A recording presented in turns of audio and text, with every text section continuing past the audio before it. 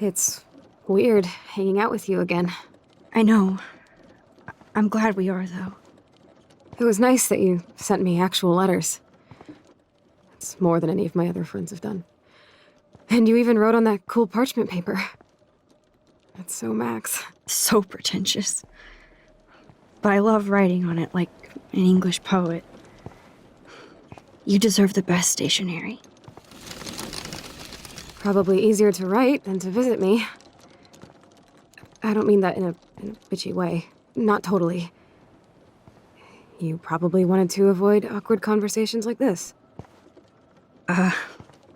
Pretty much, yeah. Look, the worst thing you can do is treat me like a baby. I still want to laugh and talk shit with my best friend. Can we stop? This is seriously the best view of the sunset. What do photographers call that? The golden hour. See? Without you here, I'd have no clue. Bet you could take some amazing shots. Those beached whales are so sad. I kind of know how they feel. At least, I'm alive here with you. You're a real survivor, Chloe. I know you have to deal with so much. I don't want anybody else feeling sorry for me. I can do that. Along with my parents. My dad still feels guilty about buying me that car.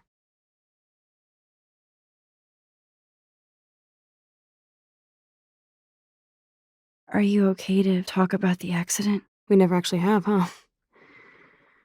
There's not much to say.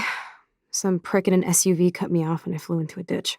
Do you remember everything? I saw everything in bullet time. I felt my back snap and that was the last thing I ever felt in my body.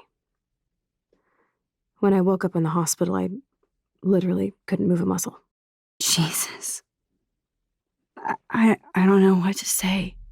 Don't say anything. I'm just happy I did get to see you again.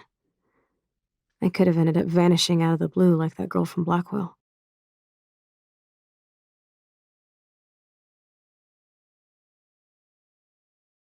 You mean Rachel Amber? When was the last time you talked to her? Never. I just read about her in the news. I didn't even know her name. You did? This is such a different world than when we were kids, isn't it? After that snow and eclipse, it's more like the end of the world.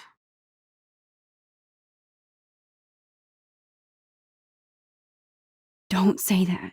I'm not trying to bum you out. It just seems like Arcadia Bay is having a meltdown. I know things seem out of control, but as long as we're together, I don't feel afraid. Hanging out with you makes me feel like a total kid again. You don't even know. Listen, Chloe, I'm sorry I haven't been out to see you more. That was wrong. You're my best friend. Max, thanks for coming out to see me. You're doing awesome. I don't think so. My nose is getting cold. Maybe we should get back to my place? It is hella cold out here. Hella? I hate that word, no offense. None taken.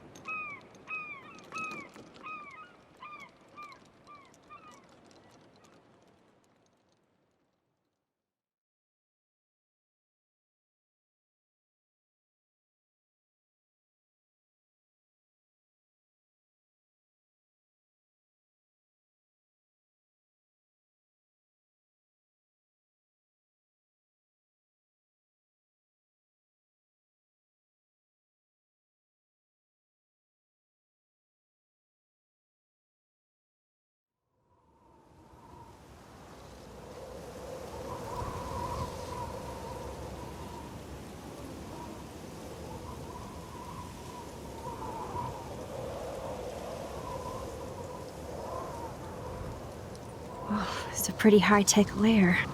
Feels like a high-tech cell. But I am lucky my parents bust their ass to take care of me. I know it's hard for them. They're grateful you're here with them. Right. Especially when they can't even take a walk alone. Sometimes I act like a total teenage brat just to give them an excuse to yell at me. Pathetic, I know. Chloe, you're a great daughter. You're kind and sensitive, when you don't even have to be. Trust me, I still get my rage on. Especially when a nurse has to watch while I take a dump so she can wipe my bum. Or when doctors flip me around like I was a science doll. I can't even imagine. But you're still amazing. You always have been since we were kids. Thanks again for coming, Max. I, need to get my drink on. Can you bring me some water?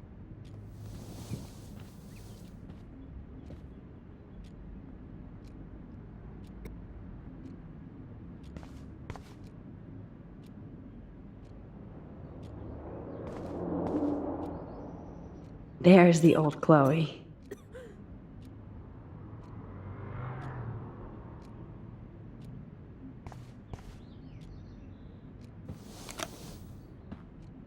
Drink up, Buttercup. Oh man. No wonder my throat is dry. I don't think I've talked this much the whole year. Have you ever thought about doing a podcast or something? I wish I could punch your face right now. A podcast? Dude, I am a pod in a cast. Boring. Ouch. It was just a thought.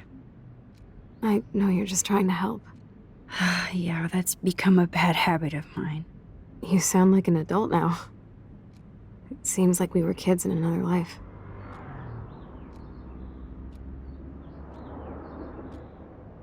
To me, it seems like yesterday we were little brats here, watching Power Rangers and destroying the kitchen. Oh my god. We covered everything in flour. Even my parents. That was so hilarious. But a long time ago. You're the only person that I grew up with who visits me. As you can see, I can't keep all my other friends away.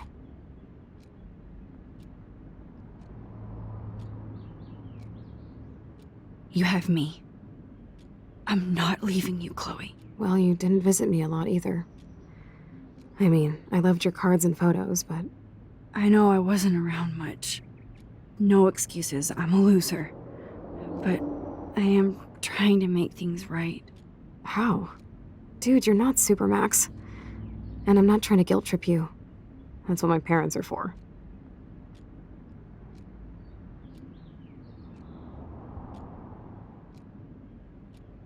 They love you so much. I know. My mom and dad are so cute. They always pop in here and make sure everything's okay with me. I think Joyce and William are incredible. Max, the accident has been so hard on them. Our insurance sucks, and the medical bills are fucking insane.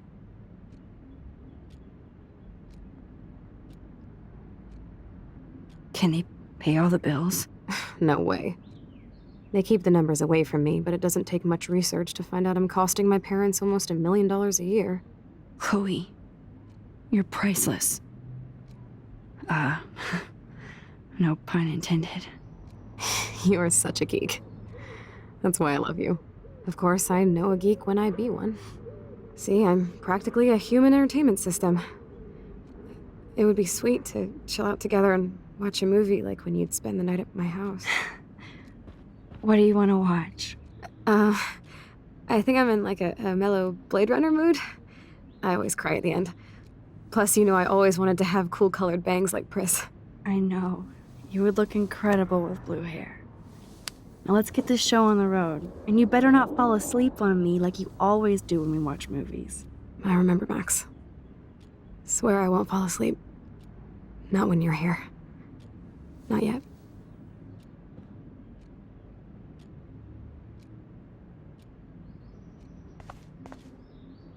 I should offer to put makeup on for Chloe. Not that I can, but it would be fun. Chloe is still a punk at heart. That's so cool that Chloe has made friends online.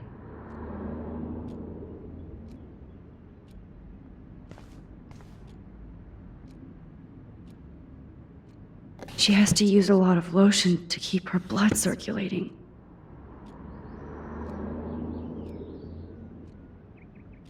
Nothing but medical supplies.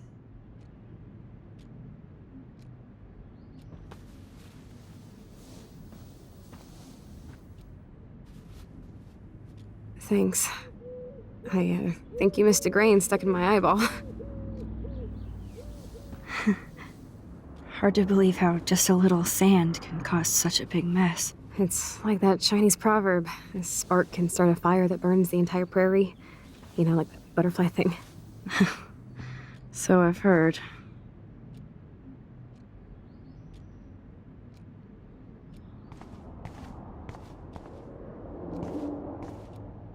Snow globes are taking over.